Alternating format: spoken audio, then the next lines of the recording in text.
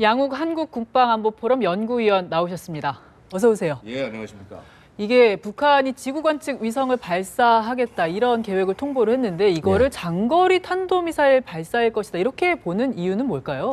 사실은 그 로켓과 이런 장거리 탄도미사일 ICBM은 동전의 양면입니다. 네. 아주 간단히 말씀드리면은 로켓을 예를 들어서 발사해서 쏴 올리는데 우리가 보통 알고 있는 인공위성이라는 것은 이렇게 이 대기권을 뚫고 올라가서 성층권을 올라간 다음에 일정한 궤도에 위성을 올려놓은 상태로 끝나는 게 위성 발사입니다. 그렇죠. 근데 ICBM은 뭐냐 하면 이렇게 성층권 이상까지 쭉 올린 다음에 거기서 계속 비행을 하게 한 다음에 다시 재진입해서 대기권 안으로 들어와서 목표를 떨구는 것. 결국은 뭐냐 하면 위성을 올렸다가 그 위성이 다시 지구 아래로 떨어지게만 만들면은 ICBM이 되는 것이기 때문에, 그리고 말이 위성이라고 하지만 그 안에 탑재하는 것이 만약에 핵탄두일 경우에는 이것이 결국은 또 폭탄이 되는 것이기 때문에 이 양자는 거의 동일하다. 그래서 대부분 마찬가지입니다. 우리가 지금 우주로 이렇게 어떤 물체를 쏘아 올릴 수 있는 국가들, 뭐 미국이나 아니면은 뭐 러시아, 그다음에 중국, 심지어 일본까지 이런 나라들은 대부분 사실 ICBM 기술을 보유하고 있다. 그렇게 얘기를 해도 과언이 아니라고 할 수가 있습니다. 특히 이제 북한 같은 경우는 특히 이러한 이 발사를 그냥 하는 것이 아니라 꼭 핵실험을 한 다음에 하거나 하기 전에 하거나 이런 식으로 하기 때문에 결국 우리가 이거를 핵탄두를 탑재하는 수단이다. 라는 것을 은연중에 계속 내비치고 있는 것이고, 이런 상황에서 이걸 갖다가 예를 들어서 ICBM을 개발하는 것이 아니다라고 보기는 굉장히 어렵다는 것이죠. 북한이 위성을 쏘아 올려서 그런 기술이 있기는 있는 건가요? 일단은 지난번에 은하 3호 같은 경우에는 무언가 우주로 쏘아 올렸습니다. 네. 근데 이제 그것이 정말 위성으로서 제대로 기능을 하는지 이 부분에 대해서는 약간 좀 의문이 있긴 하나 어쨌거나 북한이 지금 추진체가 있고, 그다음에 이 추진체를 우주 공간 궤도까지 어느 정도 올릴 수 있고, 다만 이제 궤도에 올라간 것을 지상에 있는 통신국과 얼만큼 제대로 통신을 하고 이제 조작을 할 수 있느냐, 이 부분은 별도로 치더라도 일단 그러한 능력은 갖고 있다. 사실 그렇기 때문에 북한이 어떤 예를 들어서 ICBM을 개발한다, 혹은 우리 얼마 전에 봤듯이 뭐 SLBM, 잠수함 발사 탄도미사일 개발한다라고 할 때 절대 무시하지 말아야 될 이유가 바로 거기에 있다고 하겠습니다. 지금 가장 이제 중요한 게 그럼 시점이 언제냐. 예. 지금 북한이 국제기구에 통보하기로는 뭐 8일부터 25일 사이에 하겠다고 해요. 예. 자, 그러면 이제 북한으로서는 아무래도 이제 그 시점을 어떤 범위를 정하긴 했지만 좀 기습 발사를 하려고 할 텐데 시점이 좀 언제쯤이 될까요? 저는 여태까지 어떤 북한의 발사를 한번 좀 볼 필요가 있다고 봅니다. 네. 그러니까 북한이 어떤 발사 시기를 알리기 시작한 것은 광명성 2호, 그러니까 대포동 2호 미사일을 발사하던 2009년부터입니다. 그 전에는 그러면 전혀 그러니까 그 이전에 이제 대포동 1호 같은 경우에는 발사하겠다라는 어떤 그런 얘기만 있었지 구체적인 시기, 그러니까 며칠부터 며칠 사이에 발사한다 이런 얘기는 없었다는 겁니다. 근데 이제 2009년에 보면은 4월 4일에서부터 8일 사이에 발사하겠다. 그래놓고 5일날 발사를 했습니다. 네. 그다음에 2012년 같은 경우에도 4월에 한 번 발사를 하고 12월에 한 번 하지 않았습니까? 은하 3호는. 네. 근데 4월 발사는 실패했고 12월 발사는 성공한 걸로 우리가 얘기하고 있습니다. 근데 이 4월 발사 때에도 미리 통보를 한 것이 4월 12일에서 16일에 발사하겠다라고 얘기해놓고 13일에 발사를 했습니다. 다음 날이네요, 그러면. 맞습니다. 네. 그다음에 마찬가지로 똑같습니다. 2012년 이제 12월 발사 때는 10일부터 22일 사이에 발사하겠다라고 해놓고 12일에 발사했습니다. 네. 그러니까 거의 하루나 이틀 만에 발사를 했다는 것이죠. 지금도 그럼 임박한 상황이라고 봐야 지금 될까요? 어떻게 보면 이미 발사를 각오를 한 상황이다. 북한이 저러한 어떤 외부로, 특히 국제 해사기구에 이걸 갖다가 내놨다라고 할 때는 이거는 발사를 각오하고, 이거 어쨌거나 우리가 이 시기 안에 쏘겠다라고 지휘부가 각오를 하고 내린 거지, 보낸 거지, 그냥 빈말로 한 거는 아니라고 봐야 됩니다. 원래 북한이 맨날 하는 말 있지 않습니까? 우리는 빈말하지 않는다고. 네. 그런 맥락으로 봐야 되고, 그렇다면은 지금 이제 8월 그러니까 2월 8일부터 25일 사이에 발사하겠다라고 하는데, 사실상 9일이나 10일 정도, 아니면은 뭐 정말 8일에 발사할 수 있을지도 모르겠으나 그럴 가능성이 있다고 봐야 된다. 그리고 우리 어떤 당국들도 그런 발사 가능성에 100% 대비해서 움직임을 가져야 된다. 이렇게 말씀드릴 수 있습니다. 왜 그 시점일까요? 그때 사실 설 연휴 명절이잖아요. 예. 그리고 또 2월 16일에는 김정은 예. 전 국방위원장의 생일이기도 하고 예, 이 시점을 정한 북한의 이유가 있을까요? 당연히 이 시점이야말로 북한으로서는 더욱더 좋은 시점이라고 할 수 있습니다. 왜냐하면 아시다시피 북한이 정말 노리는 거는 이 주변 국가들이 자신들을 집중할 수 있게 하는 것을 굉장히 노리는 것입니다. 어떻게 보면 4차 핵실험 같은 경우도 네. 우리가 북한이 4차 핵실험을 하겠냐라고 생각을 했지만 결국 빵 하고 하지 않았습니까? 4차 핵실험을 하고 나니까 전 세계의 이목이 집중이 되고 북한의 얘기를 들어주려고 그러죠. 심지어는 지금 중국이 그렇게 북한에게 이렇게 막 어떤 거리를 두고 있던 중국이 지금 다급하니까 우다이가 가서 찾아가지 않습니까? 그다음에 이런 그런 것도 있고 그리고 북한 중국으로서는 또 춘절, 우리는 또 이제 구정. 바로 이 시기야말로 그 모든 이 눈들이 어떤 이 방송이나 이런 데로 모이는 시기 중에 하나라고 할 수 있습니다. 그러니까 이런 시기에 뭔가를 빵 터트려야 이 집중되는 효과도 높고 그다음에 그 각 주변에 있는 주변국의 국민들의 어떤 심리에 굉장히 커다란 충격을 던져줄 수 있기 때문에 북한으로서는 오히려 이런 시기가 좋다라고 말씀드릴 수가 있는 것이죠.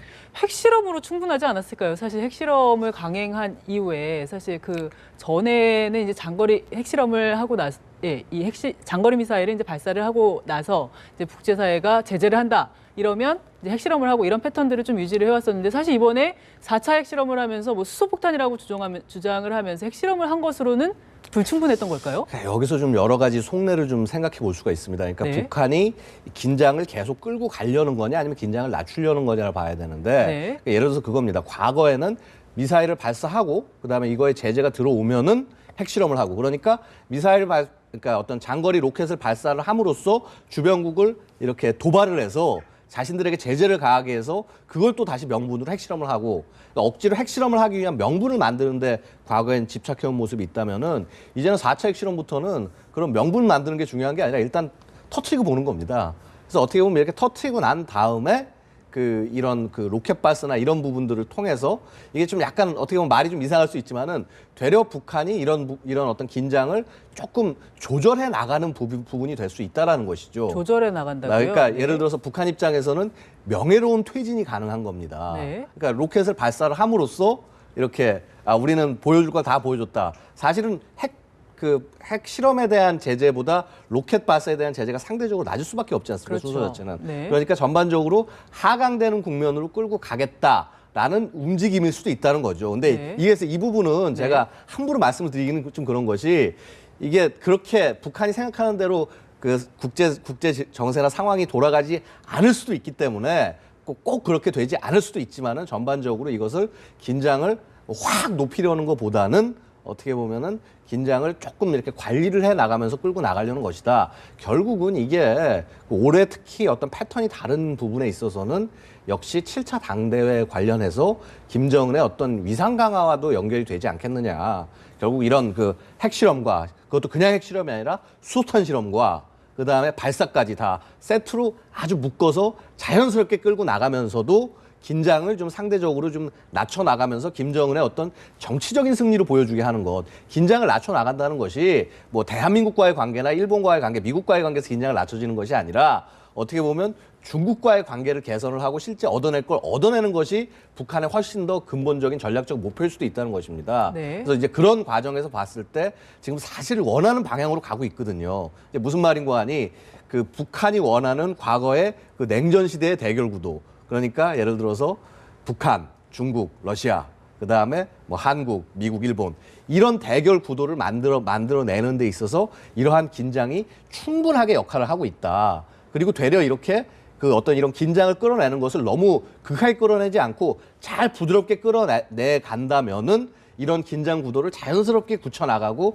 그렇게 굳혀나감으로써 자신이 원하는 것을 얻어낼 수 있다. 그 얻어낸 것은 김정은의 정치적인 어떤 성공이나 이런 걸로 연결이 될 수 있다. 그리고 이것이 7차 당대를 통해서 다시 김정은의 입지를 강화하는 그런 모습으로 갈 수가 있다. 이러한 굉장히 정략적이고도 전략적인 그런 계산이 깔려서 움직인 것이 아닌가 이렇게 판단할 수 있다는 것입니다. 그런데 지금 중국의 우다웨이 육자회담 수석 대표죠. 지금 예. 전격 평양을 방문했어요. 아마도 예. 이 미사일 발사 움직임을 포착을 하고 그걸 저지하기 위해서 간 게 아니냐 이런 추측들이 나오는데요. 여기 예. 성과가 좀 있을까요? 사실은 그 성과가 보통 성과여서는 어렵지 않을까 싶습니다. 그러니까 무슨 말인고 하니 지금 이렇게 발사 시점까지 정확히 정해놨다는 거는 이거 쏘겠다는 얘기입니다. 네. 쏘겠다고 이렇게 정해놨는데 국제사회를 통해서 발표까지 했는데 이거를 걷어들이려고 한다면은 엄청난 당근이 있어야겠네요. 엄청난 대가를 반대로 요구할 수밖에 없다라는 것이죠. 과연 그 대가가 어느 정도 수준이 되어야 될까에 대해서는 좀 모르겠으나 일단은 보면은 이 유엔 제재 자체가 상당히 그 어떤 알맹이 없게 만드는 것, 거기서 중국이 굉장히 커다란 역할을 해주고 그 다음에 그 어떤 지금 이 북한이 원하는 그러한 지원들, 그러니까 뭐 식량이라든가 비료라든가 가장 중요하게는 연유, 그러니까 연료.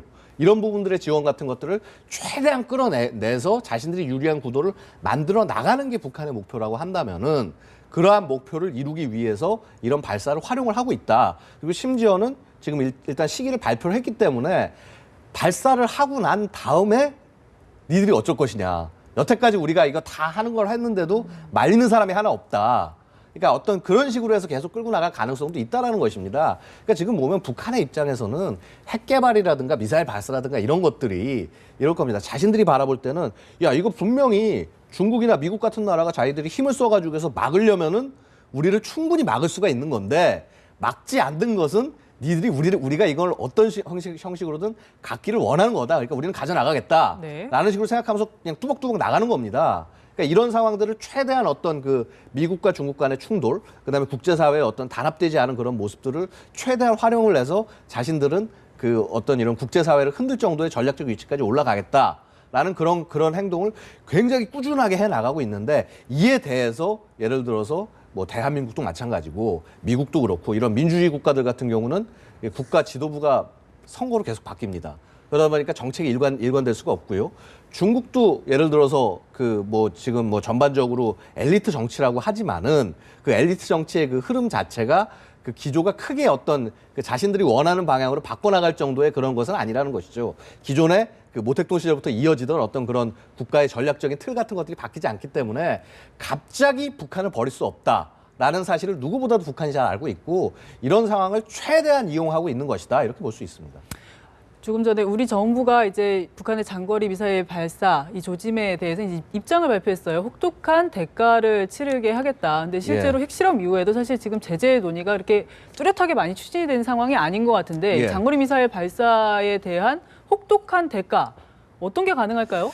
글쎄요. 그러니까 이게 혹독한 대가가 되려고 한다면 상대방이 혹독하게 느껴야 됩니다. 근데 혹독하게 느끼게 하려면 그런 수단들을 우리가 갖고 있어야 되는데 그 수단들이 지금 우리가 할 수 있는 수단들은 아시다시피 그 이런 북한의 어떤 심리전을 건다든가 그런 정도의 간접적인 방법밖에 없지 실질적으로 물리적인 타격을 가한다거나 이러한 준비들은 되어 있지 않다. 그래서 좀 이제 저는 좀 안타까운 것이 이제 그런 부분들이 안타까운 현실이라고 보고 그렇다면 다만 그럼 우리가 혼자는 불가능하더라도 국제사회를 전부 통해서 같이 어떤 그런 압박이 가능하지 않겠느냐.